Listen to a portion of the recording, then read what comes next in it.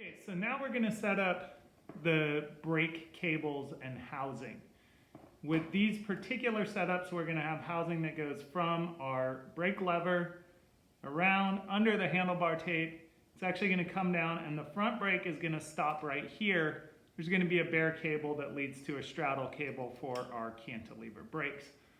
On the back, it's going to do the same thing. It's going to come out of the lever, come around the side. It is going to have to curve around and attach to our frame here. And then in the back, we're going to have a second piece of housing that leads down to the brake. So let's go ahead and get started. First and foremost, underneath the lever, there is a cable housing port, which you can see right back here. We're going to lay our brake cable housing, which not only says brake cable housing, but we can tell because the end is a solid wind of metal. We're going to run our housing out of the lever along the curve of the bar, and we want it to just make a nice graceful curve down into this stop. So what I'm going to do is mock it up on the bike like so, and then I'm going to pinch where I want the brake cable to be cut, or where I want the housing to be cut, right at the bottom of this little cable stop. And then we're going to go ahead and make our cut right there. And there is our length of housing for our front brake. Now we want to make sure that the ends are cleaned up. We want to make sure that there's no housing actually curling over the end and stopping the cable from going into place. So right here, see how that's a little crushed? I might clean that up just a little bit by edging my cutters into place and just opening that up a little bit.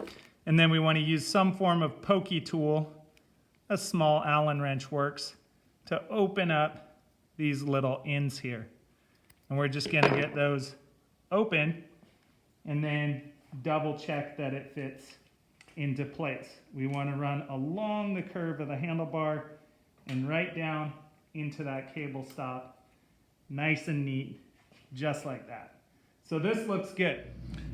All right, so we're now going to mock up this rear brake. What we want to do is come out of the brake lever just as we did before. Make sure our housing is seated well into that. Make sure the housing runs along the curve, along the inside of the bar. Again, there's a nice, healthy channel for that to run through.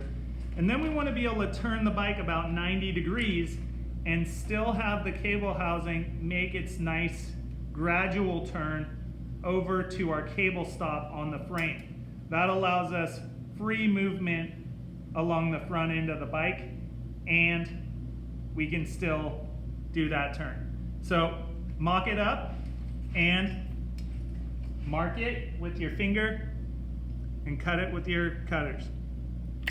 Just like that. We're going to clean up the edges just as we did before, and we'll be ready for mounting that on the bike. At the back of the bike, we have a cable stop here on the frame, and then we need a little piece of housing that runs to this secondary cable stop before we go bare cable for our cantilever brake. So we're going to mock this up once more with fresh housing, and we just want this to make a very slight curve as it comes down and meets the cable stop here. We want to mark it and go ahead, cut, clean up your cuts.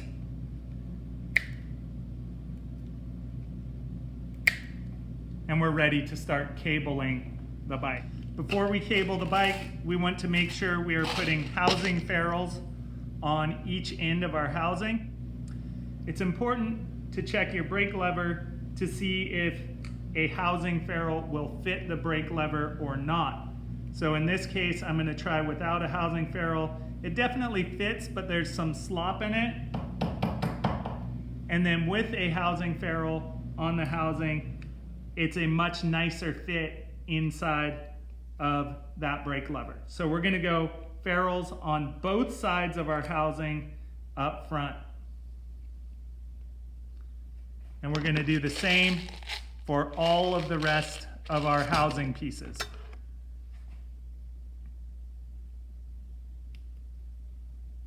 Now these ferrules don't need to be crimped into place. They kind of have a system by which they kind of hold tight anyway. It doesn't hurt to tap them on a bench top to kind of knock them into place and pre-settle the cables a little bit. We're going to do our last piece here and make sure we have our ferrules in place.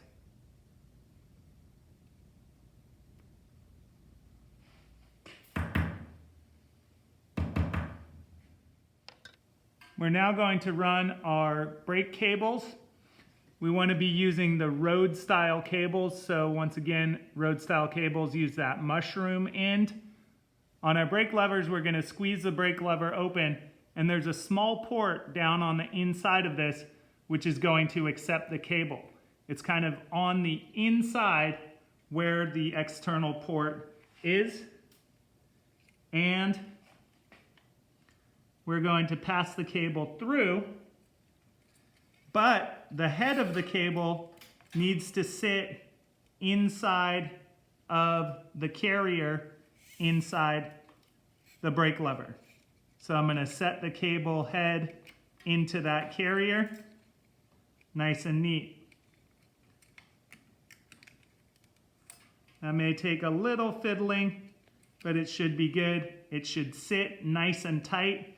And all of these are a little different, so make sure to pay attention to the routing on your brake cable.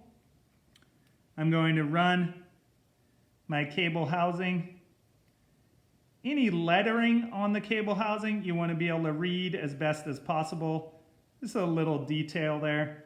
And I ended up with a faulty ferrule on this that doesn't have a hole punched in it. That's not going to do us any good. Let's take a new ferrule and fit it into place. And there we go. We want to make sure that our writing is right side up. Pass our cable through, and our cable runs through nice and easy. Pull the cable, and then we're going to run the cable down into the cable stop. Make sure the housing is seated at the stop, nice and tight. Make sure you can still make your curve neatly, and we're good on the front piece. We're going to repeat the same for the back, this time in fast motion.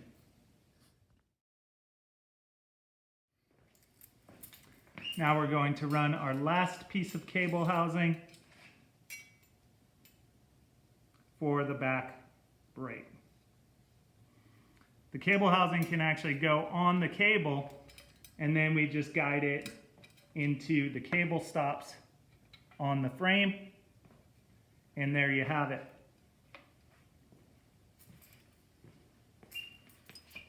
Cantilever brakes need to be set up with a straddle carrier from the main cable, which connects to a straddle cable, which pulls the two brakes together. We always want the straddle carrier to sit above any drill hole in the frame so that a rack or a fender can be mounted later. This will interfere with that if it's in the way. So we want to keep this up a little bit higher. I'm going to pull the cable as tight as I can just to make sure that we've kind of settled the housing as best as possible. And then I'm going to run the cable through the pinch bolt on the cantilever carrier.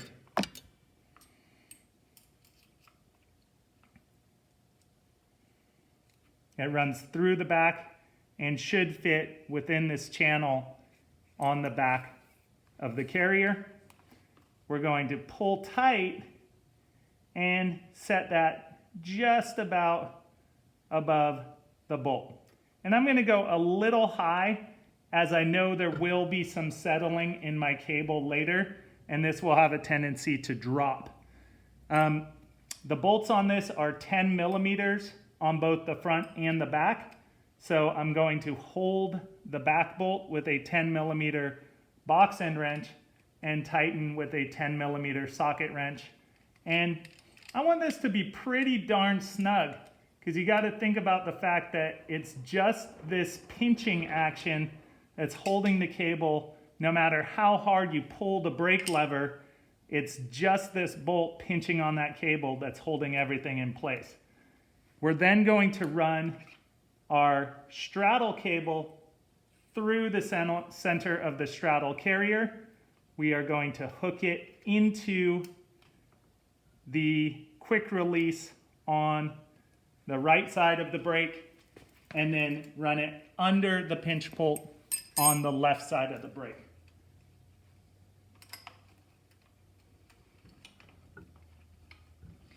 And here, as we have it, our straddle cable is just long enough to make it through. And we're going to set that temporarily to see how everything sits. Now we're definitely going to get some settling in the cable, so we may be able to pull through more of this straddle cable later. And then we want to make sure that our brake pads are set evenly on the rim. So right now my brake pad is sitting quite low here. I'm going to raise it, if I can find the right wrench. Squeeze the brake lever shut to hold the brake pad in place. And we are going to tighten the brake into place. Now, that's temporary. We can see that one side of the brake is moving significantly and the other side isn't. That is due to uneven spring tension. So the spring tension in this brake is not as tight as the spring tension in this brake. There is an adjustment nut on the brake here. So now as we squeeze the brake lever, we are going to tighten the adjustment nut for our brake centering and see if increasing the spring tension in our brake can improve our brake motion. In this case, it's not doing it. So we need to do something more extreme. Firstly, I'm going to readjust the pad because there was uneven pad position. Now that the pads are even, we have a pretty good amount of movement on each brake, and we can dial in our pad adjustment and then call it good. When we are done, we can cut and cap our cables. We want to make sure that the cable end is not rubbing on the tire. This cable end is actually a little short, so we're not going to cut it, and we're just going to cap it. The cable caps are crimp-on, so we hold them in place with one finger as we use our diagonal cutters to crimp down on the cap to hold it in place.